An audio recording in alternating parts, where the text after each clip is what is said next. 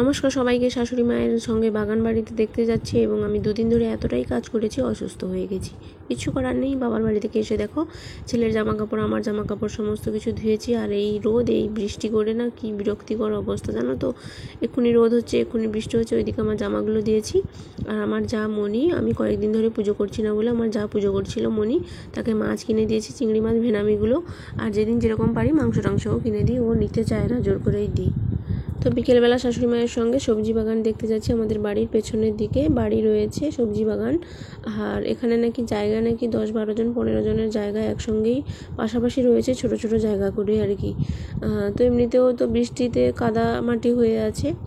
আর প্রত্যেকের ছোট ছোট জায়গাতে করে যে যার মতো করে যেরকম পেরেছে সবজি বাগান চাষ করেছে।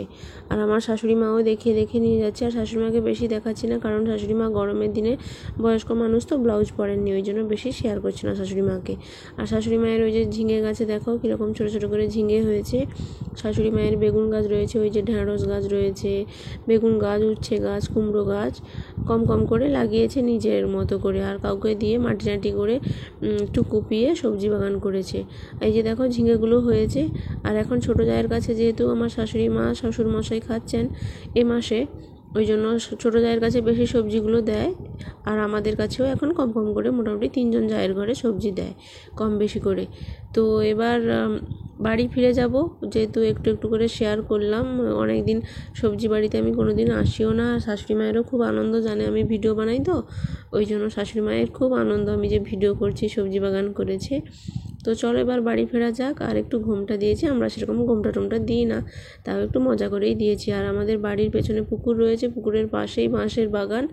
আমাদের ঘরেও কিছু বাঁশের বাগান রয়েছে, আর যা শ্বশুরের ঘরেও রয়েছে। আর ওই যে বাড়ি হচ্ছে, ওটা থেকে একজন মেয়ে ওই বাড়ি থেকে মিষ্টি বলে আমার কাছে পড়তে আসে। আর এখানে শীতলা মায়ের মন্দিরের সামনে মাঠ রয়েছে, আমার ছেলেরা খেলাধুলো করে। আর এখানে 3 রাস্তার মোড় থেকে আমাদের ওই যে সামনেই, রাস্তার সামনেই আমাদের বাড়ি। শ্বশুরমশাই দাঁড়িয়ে রয়েছেন, অসুস্থ মানুষ, বয়স্ক মানুষ।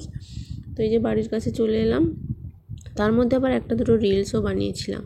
তো যাই হোক, শাশুড়ি মায়ের যে কী কী সবজিগুলো বেরোয় সেগুলো একটু তোমাদের সঙ্গে শেয়ার করি। আমার ঘরে একদিন দিয়েছিল, এরকম দেয় শাশুড়ি মা আমার ঘরে, আমার যা সানো যা মনির ঘরে, ছোটো জায়ের ঘরে একটু বেশিই দিচ্ছে, কারণ ওর বাড়িতে খাওয়া দাওয়া করছে তো শ্বশুরমশাই শাশুড়ি মা। এই যে দেখো কত ঝিঙে তুলে এনেছে, ছোটো জায়ের ঘরে দেবে।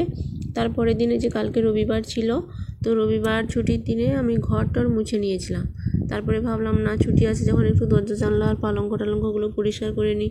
তো 2টো রুমের দরজা আর সামনের গেটের দরজা আর 2টো রুমের পালঙ্কগুলো পরিষ্কার করে নিলাম। ছাদে একদিন, অন্যদিন পরিষ্কার করব। তো পালঙ্কের এদিক ওদিক করে আমাদের বেডরুমের পালঙ্কটা পরিষ্কার করে নিয়েছি, মুছে নিয়েছি। আর এদিকে রুমটায় ঠাকুর রেখে পুজো করি। আর আমার ছেলে এখানে পড়াশোনা করে, ছেলের জামা কাপড়ও বই খাতা থাকে।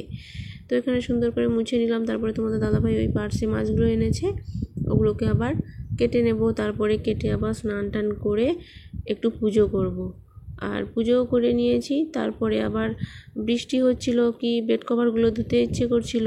তারপরে আবার আমি বেড কভারগুলো ধুয়েছি, কিন্তু বালিশের কভারগুলো আর ধোয়ার সাহস পাইনি, কারণ মিলবো কোথায়, বৃষ্টি হচ্ছে, এক্ষুনি রোদ হচ্ছে। আর বাড়ির গাছের পেয়ারাগুলো একটু শেয়ার করলাম। আর কালকের তরকারি ছিল পালং শাকের তরকারি, ডিমের ঝোল, সেগুলো একটু বেশি হয়ে গেছিলো। আর আজকে ঝিঙে আলুর তরকারি, আর সেই পার্শে মাছের টক করেছি। তারপরে থালা বাসন ধুয়ে দুপুরে 1টার মধ্যে খাওয়া দাওয়া হয়ে গেছে। তারপরে পেয়ারা খেতে খেতে রেস্ট নিতে নিতে একটু এই ভিডিওগুলো এডিট করে রিলস আকারে ফেসবুকে দিয়েছিলাম কালকে রবিবারে, আর আজকে ব্লগ আকারে দিচ্ছি। তারপরে বেড কভারগুলো ধুয়েছিলাম, একটু বিকেলবেলা একটা ঘুম দিয়ে পাতিয়ে নিলাম, বেড কভারটা রং উঠে গেছে, যাই হোক। তারপরে বিকেলে দেখো এই যে আলমারিটা একটু গোছগাছ করবো, এক মাসে করে গুছিয়ে রাখি। এখানে ওখানে যে যাওয়া হয়, শাড়িগুলো এলোমেলো হয়ে যায়। ওই যে দেখো সমস্ত শাড়িগুলো বের করেছি। আর ধোয়া বেড কভারের উপর রেখে কিন্তু আমাকে আলমারিটা গোছাতে হবে, না হলে কিন্তু যেহেতু বিছানাতে ব্যবহার করা হয়, ওখানে আমার আলমারিতে সমস্ত ধোয়া শাড়ি জামা কাপড়গুলো থাকে, সেখানে কিন্তু আমি ওই ব্যবহার করা বেড কভারে কিন্তু জামা কাপড় রাখতে পারবো না। তাই ধোয়া বেড কভারটা মিলিয়েছি বলেই আজকে সমস্ত কিছু গোছগাছ করে নিলাম। ব্লাউজ থেকে আমার বরের জামা কাপড় থেকে একটা আলমারিতেই থাকে, আর আমার জামা কাপড় শীতের পোশাক টোশাক আর একটা আলমারিতে থাকে, আর ছেলের জামা কাপড় আর একটা শোকেসে থাকে। এখানে ওই যে দামি শাড়িগুলো সেদিকেটা ছিল, আর এদিকে মাঝারি দামের শাড়িগুলো সেইভাবে সোজাসুজিভাবে রাখতাম, কিন্তু জায়গা নেই বলে এরকম গোছ করে রেখে দিয়েছি। আর এখানে তারপরে থাকে আমার বরের জামা কাপড় একবারে ঠাসা হয়ে আছে। তার নিচে আমার 3 দফায় ব্লাউজগুলো রয়েছে, একটা কাটানো ব্লাউজের থাক, একটা প্রিন্টের ব্লাউজের থাক আর একটা এক কালারের ব্লাউজের থাক। আর নিচের ব্যাগে সমস্ত নতুন জামা কাপড় আর উপরের দিকেও কয়েকটা শাড়ি নতুন রয়েছে। 1 ঘন্টা প্রচুর ঘেমে নিয়ে একাকার আলমারি গোছাতে, তারপরে সন্ধ্যা দেব। সন্ধ্যা দিয়ে যেহেতু রবিবার ছুটি ছিল, টিউশন ছিল না, রাতে রান্না বান্না করে পরের দিন আজকে যে সোমবারে দেখো রোদ বেরিয়েছে, রান্নাবান্না সেরে নিয়েছি, ছেলের টিফিন করে ওই যে বালিশগুলো একটু রোদে দিয়েছি আর কাঁথা রোদে দিয়েছি, পাপোশ টাপোশগুলো ধুয়েছি, দিয়ে বালিশের কভারগুলো ধুতে কালকে সময় পাইনি, বৃষ্টি ছিল বলে আজকে ধুয়েছিলাম। সেগুলোকে রোদে সব শুকিয়ে টুকিয়ে গোছগাছ করেছি আজকে সোমবারে। আর তোমাদের দাদাভাই দেখো মাছে খাবার দিচ্ছে, মাছগুলো কেমন কিলকিল করছে সেগুলো একটু ভিডিও করেছিলাম। তারপরে এই পর্যন্ত তোমাদের সঙ্গে শেয়ার করলাম 5 মিনিটের ভিডিও। তো সবাই ভালো থেকো, সুস্থ থেকো।